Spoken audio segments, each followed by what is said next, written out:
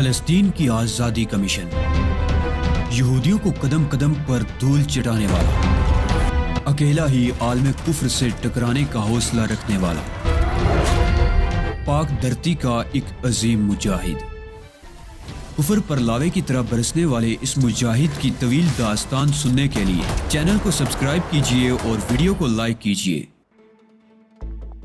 کیا خیال ہے باس، کیوں نہ اس لینڈ روور کو فوری طور پر ٹھکانے لگاؤں؟ ٹھیک ہے، میں نے کہا، اسے ٹھکانے لگا دینا ہی مناسب ہے، ورنہ خواہ ہمارے لیے مشکلات بھی پیدا ہو سکتی ہیں۔ لیکن ذرا جلدی واپس آنے کی کوشش کرنا، ممکن ہے کچھ دیر لگ جائے، مگر تم یہاں بالکل مطمئن رہنا، اس لیے کہ فارم ہاؤس میری سالی کا ہے اور سالی پھر سالی ہوتی ہے۔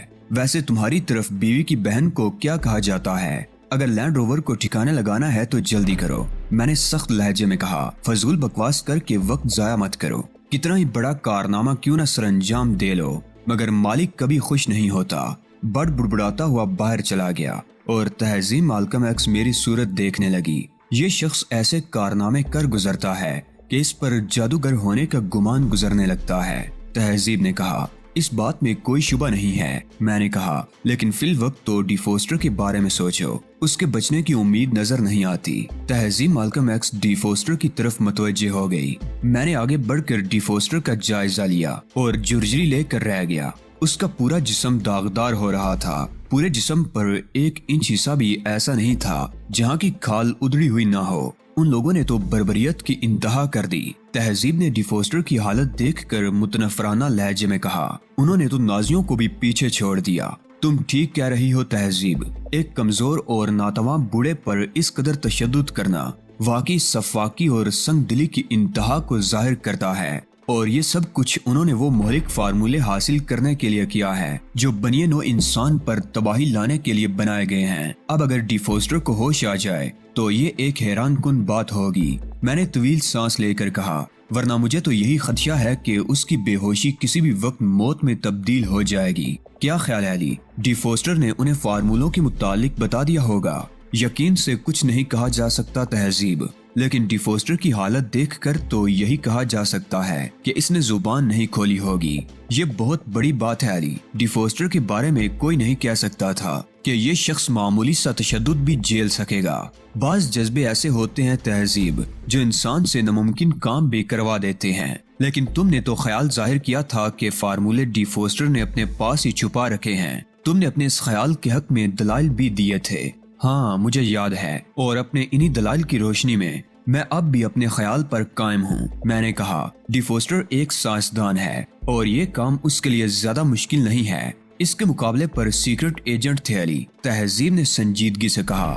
اگر فارمولے ڈی فوسٹر کے پاس ہوتے تو ان لوگوں نے برآمد کر لیے ہوتے، ممکن ہے وہ لوگ فارمولے برآمد کر بھی چکے ہوں، ہمیں کیا معلوم؟ نہیں، تہذیب نے نفی میں سر ہلایا۔ اگر فارمولے ان کے ہاتھ لگ جاتے تو وہ ڈی فوسٹر پر تشدد کر کے کبھی اپنا وقت ضائع نہ کرتے، بلکہ ممکن ہے وہ اسے شوٹ ہی کر ڈالتے۔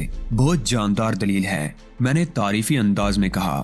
نہ تو میں اسے مسترد کر سکتا ہوں اور نہ ہی رد کر سکتا ہوں۔ اگر میری دلیل اتنی ہی جاندار ہے تو تم اسے قبول کیوں نہیں کر لیتے؟ میں انکار کب کر رہا ہوں، لیکن اگر کسی صورت ڈی فوسٹر ہوش میں آ جائے تو… ڈی فوسٹر کے کراہنے کی آواز سن کر میں خاموش ہو گیا۔ اس کے پپوٹے لرز رہے تھے، شاید اسے ہوش آ رہا تھا۔ میں پھرتی سے اس کے نزدیک جا کر بیٹھ گیا۔ تہذیب بھی قریب آ گئی تھی۔ چند لمحوں کے اندر اس نے آنکھیں کھول دی۔ اس کے جسم کی بوٹی بوٹی لرز رہی تھی اور اس کی آنکھوں میں نمی تھی۔ میں کہاں ہوں؟ ڈی فوسٹر کی ڈوبتی ہوئی سی آواز ابھری۔ تم محفوظ ہو ڈی فوسٹر، میں نے اس پر جھکتے ہوئے کہا۔ اب دشمن ہماری گرد کو بھی نہیں پہنچ سکتا۔ ڈی فوسٹر کراہنے لگا۔ انہوں نے فارمولوں کے لیے میری کھال ادھیڑ دی، اس نے سسکیوں کے درمیان کہا۔ وہ سمجھ رہے تھے کہ مائکرو فلمیں میں نے اپنی کھال میں سی رکھی ہوں گی۔ اوہ، تو تم نے انہیں فارمولوں کے بارے میں کچھ نہیں بتایا؟ میں نے مضطربانہ لہجے میں پوچھا۔ ہرگز نہیں، ڈی فوسٹر کراہا، میں نے انہیں فارمولوں کی ہوا بھی نہیں لگنے دی۔ ڈی فوسٹر بتاؤ، ہم تمہارے لیے کیا کریں؟ تہذیب گلوگیر آواز میں بولی۔ کچھ نہیں، بس میری تدفین ذرا اہتمام سے کر دینا۔ ڈی فوسٹر اٹک اٹک کر بول رہا تھا اور اس کی سانسیں اکھڑنے لگی تھی۔ سنو، اس نے کہا، اور میں اور تہذیب ہمتن گوش ہو گئے۔ میں اب مرنے والا ہوں۔ انہوں نے مجھے بے پناہ اذیتیں دی ہیں، میں شاید بات بھی پوری نہ کر سکوں۔ میرے سامنے کے نیچے والے 6 دانت نکال لینا، ان میں فارمولوں کی مائکرو فلمیں پوشیدہ ہیں۔ ڈی فوسٹر نے ہچکی لی، موت کی ہچکی، اور اس کا سر ایک طرف ڈھلک گیا۔ اس مظلوم شخص نے بالآخر موت کو گلے لگا لیا تھا۔ وہ ہر تکلیف سے بے نیاز ہو گیا تھا۔ وہ سر پھرا شخص جس کے سر میں اپنوں کی مدد کرنے کا سودا سمایا تھا، اپنے انجام کو پہنچ گیا تھا۔ اس دور میں دوسروں کی مدد کرنے والوں کا یہی انجام ہوا کرتا ہے۔ ہر خلوص کے جواب میں دھوکے ہی تو ملتے ہیں۔ جس دل میں گداز ہو اسی کو اندیکھی آگ میں جلنا پڑتا ہے، ایسی بٹی میں سلگنا پڑتا ہے جس کی تپش کوئی محسوس بھی نہیں کر سکتا۔ ڈی فوسٹر تو پھر خوش نصیب تھا، بہت جلد اپنے انجام کو پہنچ کر ہر اذیت سے محفوظ ہو گیا تھا۔ میں چونک کر سیدھا ہو گیا۔ تہذیب کی آنکھوں میں نمی تھی۔ بیچارہ ڈی فوسٹر، اس نے نچلا ہونٹ دانتوں میں دبا کر کہا، مرتے مرتے بھی ہمارے کام آ گیا۔ عظیم لوگ ایسے ہی ہوا کرتے ہیں تہذیب، کسی کے کام آئے بغیر مرتے بھی نہیں۔ میں نے کہا، ڈی فوسٹر کے انجام پر میرا دل رو رہا ہے علی، اس نے تو کسی کے ساتھ کوئی برائی بھی نہیں کی تھی۔ میں تلخ انداز میں ہنسا، یہ برائی کا دور ہے تہذیب، پرخلوص لوگ ہی نقصان میں رہتے ہیں۔ آؤ اس شریف آدمی کے مشن کو آگے بڑھانے کے لیے اس کے دانتوں پر تباہ آزمائی کریں۔ اس کی لاش کی بے حرمتی کرنے کی مجھ میں تو ہمت نہیں ہے۔ تہذیب نے کہا، جسے تم بے حرمتی کہہ رہی ہو وہ عین حرمت ہے۔ میں نے کہا، اور مردہ ڈی فوسٹر کا منہ کھول کر اس کے دانتوں پر زور آزمائی کرنے لگا۔ مجھے خاصی جدوجہد کرنی پڑی، لیکن آخر کار میں کامیاب ہو گیا۔ اس کے صرف 6 دانت ہی مصنوعی تھے، باقی دانت اصلی تھے۔ میں نے ان مصنوعی دانتوں کو الٹ کر دیکھا، ان کے نیچے سیاہ ڈھکن لگے ہوئے تھے، باقی حصہ دانتوں کو مسوڑوں میں فکس کرنے کے لیے تھا۔ میں نے وہ مصنوعی دانت تہذیب کی طرف بڑھا دیے اور تہذیب انہیں روشنی میں لے جا کر دیکھنے لگی۔ چند لمحے روشنی میں ان کا معائنہ کرنے کے بعد تہذیب نے اپنے سر سے ہیئر پن نکال کر دانتوں کے ڈھکن اٹھانے کی کوشش کی۔ ذرا سی کوشش کے بعد ڈھکن کھل گئے۔ ان کے نیچے دانتوں کے خول میں ننھی فلموں کے رول رکھے ہوئے تھے جو تعداد میں 6 تھے اور انتہائی باریک تھے۔ تہذیب ہتھیلی پر پلٹ کر انہیں دیکھنے لگی۔ تمہارا خیال درست ثابت ہو کر رہا، تہذیب نے کہا۔ فارمولے واقعی اس نے اپنے پاس ہی رکھے تھے، اس کے سوا وہ اور کچھ کر بھی نہیں سکتا تھا۔ میں نے وہ فلمیں تہذیب سے لے کر دیکھتے ہوئے کہا، تمہیں اندازہ ہے علی کہ یہ فارمولے قبضے میں آتے ہی خود ہم کس قدر غیر محفوظ ہو گئے ہیں؟ مجھے بہت اچھی طرح اندازہ ہے تہذیب، لیکن فی الوقت تو ہم محفوظ ہی ہیں۔ یہ الگ بات ہے کہ ان ننھی منی فلموں کو حفاظت سے رکھنا بھی ایک مسئلہ ہے۔ میرے خیال میں تو فی الحال انہیں ان دانتوں میں ہی واپس رکھ دیتے ہیں، اس طرح یہ زیادہ محفوظ رہیں گی۔ یہ بہت عمدہ آئیڈیا ہے، میں خوش ہو کر بولا۔ ٹھیک ہے، انہیں دانتوں ہی میں رکھ دو۔ تہذیب نے فلموں کے رول واپس دانتوں میں رکھ کر احتیاط سے ان کے ڈھکن بند کر دیے اور میں نے وہ دانت حفاظت سے رکھ لیے۔ اب ان کے گم ہونے کا امکان نہیں رہا۔ تہذیب نے کہا، لیکن ہم نے کیا سوچا تھا علی، اور کیا ہو گیا؟ ہاں، حالات ہی کچھ اس طرح پیش آئے کہ ہم کچھ بھی نہ کر سکے، اور اگر اب بھی ڈی فوسٹر نے ہوش میں آ کر ہمیں فارمولوں کے بارے میں نہ بتا دیا ہوتا تو یہ ڈی فوسٹر کے ساتھ ہی دفن ہو جاتے۔ باہر کسی گاڑی کے رکنے کی آواز سنائی دی اور ہم دونوں ہی چونک پڑے۔ اس وقت یہاں کون آ گیا؟ تہذیب تشویشناک لہجے میں بولی۔ کیا کہا جا سکتا ہے؟ میں نے کہا، ہم تو کسی چیز سے بھی واقف نہیں ہیں، ممکن ہے آنے والا بڑھ ہی ہو، لیکن ہمیں چھپ جانا چاہیے تاکہ کسی خطرے کی صورت میں اپنا دفاع تو کر سکیں۔ میں اور تہذیب ایک ایسے گوشے میں چھپ گئے جہاں سے نہ صرف آنے والے پر نظر رکھ سکتے تھے بلکہ ضرورت پڑنے پر آنے والے کے خلاف کارروائی بھی کر سکتے تھے، لیکن اس کی ضرورت نہیں پڑی۔ آنے والا بڑ تھا۔ ذرا خیال سے چیف، اس نے اندر داخل ہونے سے قبل ہانک لگائی۔ میں بڑ ہوں، کہیں اچانک ہی مجھ پر حملہ نہ کر بیٹھنا۔ میں اور تہذیب اپنی جگہ سے باہر نکل آئے اور بڑ مسکراتا ہوا اندر داخل ہو گیا۔ یقیناً تمہیں دوسری گاڑی کی آواز سن کر حیرت ہوئی ہوگی، لیکن یہ گاڑی بھی ایک کرم فرما کی ہے۔ تمہیں تو معلوم ہے مجھے کرم فرما ملتے ہی رہتے ہیں، کام کی بات کرو۔ تہذیب غصیلے لہجے میں بولی۔ لینڈ روور کہاں گئی؟ اسے تو میں نے ایک بلندی سے لڑکا دیا۔ تمہارا مسخرہ پن تمہیں اتنی مہلت نہیں دے رہا کہ تم ڈی فوسٹر کی طرف دیکھ سکو، میں نے خشک لہجے میں کہا۔ بڑ نے مردہ ڈی فوسٹر کی طرف دیکھا اور چونک پڑا۔ اوہ، تو کیا یہ مر گیا؟ ہاں، یہ ہمیشہ کے لیے بے ہوش ہو گیا ہے۔ مجھے تو پہلے ہی اندازہ تھا، بڑ نے برا سا منہ بنا کر کہا۔ اس کے بچنے کی کوئی امید نہیں تھی۔ اب فوری طور پر ہمیں یہ مسئلہ درپیش ہے کہ اس کی لاش کا کیا کیا جائے۔ یہ تو کوئی مسئلہ نہیں ہے، لینڈ روور کی طرح اسے بھی کسی بلندی سے لڑکا آتا ہوں۔ بڑ، تہذیب نے کہا۔ اس کا لہجہ بے حد درست تھا۔ मसखरा बनने के चक्कर में बाज औकात तुम हद से गुजर जाते हो। माफी चाहता हूँ मैडम, बड हकला कर बोला। अगर आप कहेंगी तो इसकी तदफीन भी हो सकती है। हो सकने की बात मत करो बड, मैंने कहा। हमें ये काम अभी और इसी वक्त करना है, तो इसमें परेशानी की क्या बात है चीफ? यहाँ इसका खासा माकूल बंदोबस्त हो जाएगा। मैं और तहजीब बड के साथ बाहर निकल आए। फार्म खासा वसी और अरीज मालूम हो रहा था। मैंने उसके बारे में बड से सवाल किया तो उसने कहा, ये तो मुझे भी नहीं मालूम कि ये फार्म किसकी मलकियत है, बस इतना जानता हूँ कि ये वीरान और गैर आबाद पड़ा था, मैंने इसे आबाद कर दिया है। तहजीब के माथे पर शिकने पड़ गईं। और वो तुम्हारी महबूबा? उसने बड़े खराब लहजे में कहा। कौन सी वाली महबूबा की बात कर रही है मैडम? बड ने सर खुजाते हुए कहा। महबूबा का नंबर बताइए। नंबर याद ना हो तो ये बताइए कि आप किस वक्त की बात कर रही हैं, इससे क्या होगा?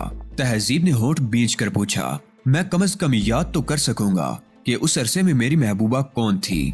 यहाँ महबूबाओं की तादाद इस कदर बढ़ चुकी है कि अब सिर्फ महबूबा कह देने से काम नहीं चल सकता। मालूम नहीं आपका इशारा किस महबूबा की तरफ है। बकवास मत करो। तहजीब आपे से बाहर हो गई। और डिफोस्टर की तदफीन का इंतजाम करो। ये कहाँ का इंसाफ है? बड बुड़बुड़ाया। खुद ही सवाल करती हैं, जवाब दो तो कहती हैं बकवास मत करो। जवाब ना दो तो तुमने सुना नहीं मैंने तुमसे क्या कहा है?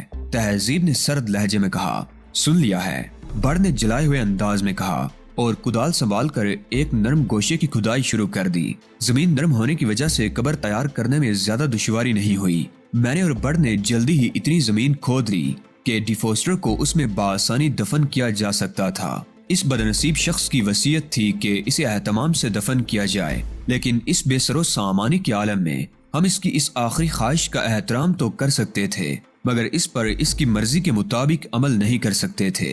लिहाजा हमने बड़ी सोगवारी के साथ उसकी लाश एक कपड़े में लपेट कर दफन कर दी। बड भी संजीदा हो गया था। उसे अंदाजा हो गया था कि डिफोस्टर की मौत पर मैं और तहजीब बहुत अफसरदा हैं। उसे कुछ मालूम भी तो नहीं था और हम इस बात से लाइम थे कि वो अचानक कहां से आ कूदा था। डिफोस्टर की तदफीन के बाद मैंने बड से पूछा, तुम इस बात से कैसे वाकिफ हो गए बड कि हम लोगों को यहाँ कैद किया गया है? ये तो बिजनेस सीक्रेट है बॉस, उसने अकड़ कर कहा। अगर यही बता दिया तो फिर बाकी क्या बचेगा? मैंने उसकी गुद्दी पकड़ ली। अगर मुझसे बकवास की तो कोई हड्डी तड़वा बैठोगे। अरे अरे ये क्या कर रहे हो? बड ने अपनी गुद्दी मेरी गिरफ्त से छुड़ाने की कोशिश करते हुए कहा। यह बड़ी नाजुक गुद्दी है और बहुत सी महबूबाओं की इमानत भी। मैंने उसकी गुद्दी पर दबाव बढ़ा दिया। मुझे मालूम है तुम शराफत से नहीं मानोगे। हाय मैं मरा। बड बुरी तरह मचला। अरे बताता हूँ, मेरी गुद्दी तो छोड़ो। मैंने उसकी गुद्दी छोड़ दी। तहजीब हंस रही थी। तुम इसी तरह ठीक रहते हो, उसने बड से कहा। बड अपनी गुद्दी सहलाता हुआ बुरे बुरे से मुंह बना रहा था। एक तो तुम लोग बड को किंग अटलस के कैंप में तनहा छोड़कर चले गए और अब तुम्हें इतनी मुश्किल से ढूंढा है तो ये सलूक कर रहे हो। हमें एहसास है कि तुम्हारे साथ ज्यादती हुई थी, लेकिन हमें इतना मौका ही नहीं मिल सका कि तुम्हें कुछ बता पाते, मैंने कहा। और मुझे तो यकीन था कि हम चाहे जहां भी पहुंच जाएं, तुम्हारी नजरों से पोशीदा नहीं रह सकते। तुम हमें ढूंढते हुए हम तक जरूर पहुंच जाओगे, तहजीब बोली। इस बड़ी पूरी दुनिया में मक्खन लगाने के लिए एक बड ही तो रह गया है। बड ने मुंह बनाकर कहा। तुम फिर पटड़ी से उतर रहे हो। मैंने बड को घूरा। मैंने तुमसे पूछा था कि तुम हम तक किस तरह पहुंचे। ओह हाँ, बड ने संभल कर कहा। जब तुम दोनों किंग अटलस के कैंप से अचानक गायब हो गए तो मैंने तुम्हारी तलाश शुरू कर दी, लेकिन बड बेचारे को कोई कुछ बताने के लिए तैयार नहीं था। थक हार कर मैंने उन दोनों अफराद को ताका जिनके बारे में मैंने तुम्हें बताया था कि वो तुम्हें कत्ल करने के मंसूबे बना रहे थे। मैं छुप कर उनकी गुफ्तगू सुनने में कामयाब हो गया और उन्हीं से मुझे मालूम हुआ कि तुम रोडेल्बो के कैंप की तरफ जाते देखे गए हो। बड के लिए इतनी मालूमात बहुत थी। बड इतना कहकर खामोश हो गया। फिर तुम वहाँ से रोडेल्बो के कैंप पहुँच गए। तहजीब ने बड को टोका।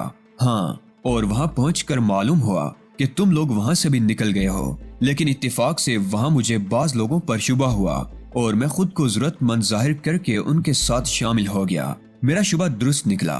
वो रूसी एजेंट थे और उनका ताल्लुक केजीबी से था। मैं उनके साथ ड्राइवर की हैसियत से शामिल हुआ था। तुम्हें तो मालूम ही है कि ये लोग मकामी लोगों की मदद से काम कर रहे हैं। मुझे भी उन्होंने अपने लिए बेजरर समझकर अपने साथ शामिल कर लिया। इस तरह मैं उस इमारत तक पहुंच गया जहां तुम लोग फ्रांसीसी एजेंटों की कैद में थे। ओह, तो उस इमारत पर रूसी एजेंटों ने छापा मारा था, तहजीब ने पुरख्याल लहजे में कहा। लेकिन उन बेचारों को कुछ भी नहीं मिला, इसलिए कि सारा माल तो बड़ ले उड़ा। मैंने कहा, यही तो बड़ का कमाल है। तहजीब तारीफी लहजे में बोली, बेजरर दिखाई देने के बावजूद ये बड़े बड़ों के कान कुतर जाता है। बड़ की जादूगरी पर तो हमें पहले ही यकीन था। मैंने कहा, और अब तो बड़ ने इसका सबूत भी दे दिया है। बड़ बड़े गौर से मुझे देखने लगा। तुम बड़ पर तंज तो नहीं कर रहे हो चीफ? हरगिज नहीं बड़, मैं तो बड़े खुलूस से तुम्हारी तारीफ कर रहा हूँ। देखो चीफ, बड़ ने पहले भी तुमसे कहा था कि वो दुनिया में किसी का भी मुलाजिम नहीं है, इसलिए कि वो ना तो किसी को खुद से ज्यादा ज़हीन तस्लीम करता है और ना ही किसी को अपने से ज्यादा पुरकशिश समझता है। लेकिन अकीदत के रिश्ते बहुत मजबूत होते हैं। मैंने तुमसे यही रिश्ता कायम किया था जो अब भी पहले ही की तरह कायम है, लेकिन अफसोस कि ये रिश्ता यक तरफा है। बहुत से रिश्ते यक तरफा होते हैं बड़, मैंने हंसी जब्त करते हुए कहा। मैं जानता हूँ चीफ, बड़ संजीदगी से बोला। सिर्फ वही रिश्ते यक तरफा होते हैं जहाँ एक फरीक जज्बात में इजहार कर बैठता है। ओहो, मैंने हैरत से कहा, आज तो बड़ी फलसफियाना गुफ्तगू कर रहे हो। तुम जो चाहो कहो, लेकिन हकीकत वही है जो मैंने कही। वो लोग बड़े खुशकिस्मत होते हैं जो किसी की बेगर्ज चाहत की नाकदरी नहीं करते। लेकिन होता यह है कि जहाँ एक फरीक ने अपने जज्बात का इजहार किया, दूसरे फरीक ने उसे अपना हक समझ लिया और उससे नाजायज फायदे उठाना शुरू कर दिए। लेकिन बड़, जज्बा तो एक फितरी चीज है, उसे बिल इरादा तो नहीं पैदा किया जा सकता। मुझे मालूम है चीफ, मैं तुम्हें चाहता हूँ तो जरूरी नहीं है कि तुम भी मुझे चाहो, ना ही मैं तुम पर वो जज्बात मुसल्लत कर सकता हूँ जो मेरे तुम्हारे लिए हैं। लेकिन तुम कम से कम बड़ की कदर तो कर सकते हो, उसके जज्बात का एहतराम तो कर सकते हो। तुमने लातादाद मर्तबा मुझसे जान छुड़ाने की कोशिश की, मुझे नजरअंदाज किया ताकि मुझसे पीछा छुड़ा सको, लेकिन अभी मेरे सब्र का पैमाना लबरेज नहीं हुआ है। जिस रोज मेरी कुव्वते बर्दाश्त जवाब दे गई, उस रोज मैं खुद तुम्हें छोड़ दूंगा, हमेशा हमेशा के लिए। तुम तो शिकायत के दफ्तर खोल कर बैठ गए। मैं तो तुम्हें बता रहा था चीफ, मेरा काम सिर्फ बताना है, शिकायत करना नहीं। जो तफसीलात तुमने बताई हैं उनसे अंदाजा होता है कि इत्तफाकात ने तुम्हें इस इमारत तक पहुंचा दिया जहां हम कैद थे। तहजीब ने कहा। इत्तफाकात? बड़ ने आंखें फाड़कर तहजीब को देखा। अगर आप इसी पर मुसर हैं तो यही सही, वरना हकीकत तो ये है कि मैंने बहुत मेहनत की थी। तहजीब हंस पड़ी। तुमने जो कारनामा अंजाम दिया है बड़, वो हमारे तमाम कारनामों पर भारी है। बड़ ऐसे कारनामे अंजाम देने का माहिर है मैडम। बड़ ने अकड़ कर कहा। यूं तो ऐसे बेशुमार मौके आए जब हमें तुम्हारा शुक्र अदा करना चाहिए था, लेकिन आज। एक मिनट मैडम, एक मिनट। बड़ ने बेसब्री से हाथ उठाकर तहजीब की बात काट दी। शुक्रिया सिर्फ वो लोग कबूल करते हैं जिनके पास करने के लिए कोई काम नहीं होता। क्या मतलब? तहजीब ने हैरत से कहा। तुम क्या कहना चाहते हो? खाली शुक्रिया अदा करने से काम नहीं चलेगा मैडम। मैं इनाम का मुस्तहिक हूँ। जो कारनामा तुमने अंजाम दिया है उसके पेश नजर तुम्हें बड़े से बड़े इनाम से नवाजा जा सकता है। तहजीब बोली। मांगो, क्या मांगते हो? आप और आपके वो अगर मुझे 5 इश्क करने की इजाजत दे दें तो मेरा हिसाब किताब बराबर हो जाएगा। 5 इश्क ज्यादा तो नहीं है ना चीफ? मुझे हंसी आ गई और मैंने तहजीब की तरफ देखा। तहजीब बड़े फराख दिलाना अंदाज में कह रही थी, तुम्हें 5 इश्क करने की इजाजत है बड़, और इसके अलावा एक मेरी तरफ से इनाम। शुक्रिया मैडम, शुक्रिया। बड़ ने दांत निकाल दिए। आप बड़ी फराख दिल खातून हैं, और इसके अलावा एक इश्क अली की तरफ से भी इनाम। तहजीब ने मजीद नवीद सुनाई। मैं कहीं बेहोश न हो जाऊं। 7 इश्क। बड़ लहराने लगा। होश में आ जाओ बड़, मैंने गुस्सा तान कर कहा। कहीं ऐसा न हो कि मैं तुमसे इश्क शुरू कर दूं। बड़ संभल गया। नहीं चीफ, यकीन करो, ये मेरे लिए बहुत बड़ी खुशखबरी है। खुशखबरी के बच्चे, रात गुजरती जा रही है, कबल इसके कि सुबह हो। हमें कुछ देर सो भी लेना चाहिए। ओह हाँ, माफ करना चीफ, मुझे ख्याल नहीं रहा था। वाकई अब हमें सोने की फिक्र करनी चाहिए। तुम्हारे पास कोई पिस्तौल वगैरह भी मौजूद है? तहजीब ने बड़ से पूछा। अभी ला कर देता हूँ, बड़ ने कहा और तेजी से बाहर निकल गया। जरा ही देर बाद वो वापस आया तो उसके पास 2 अदद हल्की लेकिन नफीस साख्त की स्टेन गनें मौजूद थी। उसने वो स्टेन गनें हम दोनों की तरफ बढ़ा दी। आप दोनों ये स्टेन गनें रख लें, शायद इनकी जरूरत पड़ जाए। ये स्टेन गनें तुम्हारे पास कहाँ से आईं? तहजीब ने ताज्जुब से पूछा। रूसियों की सौगात है, लैंड रोवर से बरामद हुई है। पूरी 5 स्टेन गनें थी, दस्ती बम इसके अलावा थे। मैंने 3 स्टेन गनें निकाल ली और 2 स्टेन गनें और दस्ती बम लैंड रोवर के साथ ही जाया कर दिए, इसलिए कि हम लोग इतने ज्यादा हंगामी भी नहीं हैं। लैंड रोवर में से और क्या क्या बरामद हुआ? मैंने बड़ को गौर से देखते हुए पूछा। بڑ مجھ سے نظریں چرانے لگا۔ بتا تو دیا، اس نے کہا، اس کے علاوہ اور کیا برآمد ہوتا؟ اڑنے کی کوشش مت کرو بڑ، تم مجھ سے جھوٹ نہیں بول سکتے۔ بڑ نے ایک طویل سانس لی۔ شاید آدھا کلو کے قریب ہیروئن اور کچھ نقد رقم بھی ہاتھ لگی ہے، لیکن میں اس کا حساب نہیں دوں گا۔ بس کام بن ہی جاتا ہے چیف، کسی نہ کسی طرح۔ خیر اب تم لوگ آرام کرو۔ اور تم کہاں جا رہے ہو؟ میں نے سوال کیا۔ میں شریف آدمی ہوں چیف، دوستوں کا حساب دل میں رکھتا ہوں۔ اب تم خود بتاؤ کہ ان حالات میں میرا یہاں رکنا مناسب ہے؟ کن حالات میں؟ میں نے حیرت سے کہا۔ مجھے تو کوئی غیر معمولی بات نظر نہیں آتی۔ ظاہر ہے تم خود تو منہ سے نہیں کہو گے، لیکن ایک اچھے میزبان کی حیثیت سے تمہارا خیال رکھنا میرا فرض ہے۔ کہیں تم کار میں سونے کا ارادہ تو نہیں رکھتے؟ میں نے غصیلے لہجے میں کہا۔ میں اس کا مطلب سمجھ گیا تھا۔ تم سمجھدار آدمی ہو چیف، بڑ نے معنی خیز لہجے میں کہا۔ میں یہاں رہ کر تم دونوں کی تنہائی میں مخل نہیں ہونا چاہتا، اس لیے بڑ جملہ ادھورا چھوڑ کر باہر نکل گیا۔ اسے اندازہ ہو گیا تھا کہ اگر وہ فوراً ہی باہر نہ نکل گیا تو اسے میری طرف سے کسی جارحانہ کارروائی کا سامنا کرنا پڑے گا۔ بہت بےہودہ آدمی ہے، تہذیب نے جھیپے ہوئے انداز میں کہا۔ بےہودہ یا سمجھدار؟ میں نے شرارت آمیز لہجے میں کہا۔ بکواس مت کرو، اب تم بھی ویسی ہی باتیں کرو گے، تہذیب غصیلے لہجے میں بولی۔ بڑ اگر یہ سب کچھ نہ کرتا تو کیا ہمیں رہائی نصیب ہو سکتی تھی؟ میں نے کہا۔ اسے سمجھدار کہہ کر میں نے ایسی کون سی زیادتی کر دی؟ اور اگر ڈی فوسٹر ہمیں بتائے بغیر مر جاتا تو کیا امریکی فارمولوں کا راز اس کے ساتھ ہی دفن نہ ہو جاتا؟ تہذیب نے جواباً کہا۔ فرانسیسی اس کا پورا جسم ادھیڑنے کے باوجود فارمولے برآمد نہیں کر سکے تھے۔ یہی بات تو غور طلب ہے تہذیب۔ وہ اتنے احمق نہیں تھے کہ دانتوں کی طرف ان کا دھیان نہ جاتا، لیکن جو کام نہیں ہونا ہوتا وہ کسی طرح بھی نہیں ہوتا، اور جو ہونا ہوتا ہے وہ کتنی آسانی سے ہو جاتا ہے۔ ورنہ کیا ضروری تھا کہ مرنے سے قبل ڈی فوسٹر کو ہوش آ جاتا اور وہ ہمیں فلموں کے بارے میں بتا ہی دیتا؟ یہ سب مقدر کے کھیل ہوتے ہیں علی، سارے کام معجزانہ طور پر ہی ہوتے ہیں، اور تقریباً ناکامی کی انتہا کو پہنچنے کے بعد اچانک ہی ہمیں کامیابی حاصل ہوئی ہے۔ اس پورے کھیل میں بڑ کا کردار کلیدی نوعیت کا حامل رہا ہے۔ اس نے عین وقت پر مداخلت کر کے ہاری ہوئی بازی ہمارے حق میں پلٹ دی۔ اس میں تو کوئی شبہ ہے ہی نہیں کہ اگر بڑ نہ ہوتا تو ہم تمام عمر امریکی فارمولے حاصل نہیں کر سکتے تھے، تہذیب نے کہا۔ اور اب جب کہ وہ فارمولے ہمارے قبضے میں ہیں، یہ سوچو کہ آئندہ کیا کرنا ہے۔ سوچنے سمجھنے کا کوئی فائدہ نہیں ہے۔ پہلے بھی ہم نے جو منصوبہ بندی کی تھی وہ دری کی دری رہ گئی۔ فارمولے ہمیں ملے ضرور، مگر اس طرح نہیں جس طرح ہم نے سوچا تھا۔ تب بھی یہ تو سوچنا ہی پڑے گا کہ کیا یہ فارم ہاؤس محفوظ ہے، تہذیب نے کہا۔ بڑ ذہین آدمی ہے، اس نے خوب دیکھ بھال کر ہی کوئی قدم اٹھایا ہوگا۔ وہ ذہین صحیح، لیکن اس فارم کا کوئی نہ کوئی مالک تو ضرور ہوگا۔ وہ اتفاقاً ادھر نکل آیا تو کیا ہوگا؟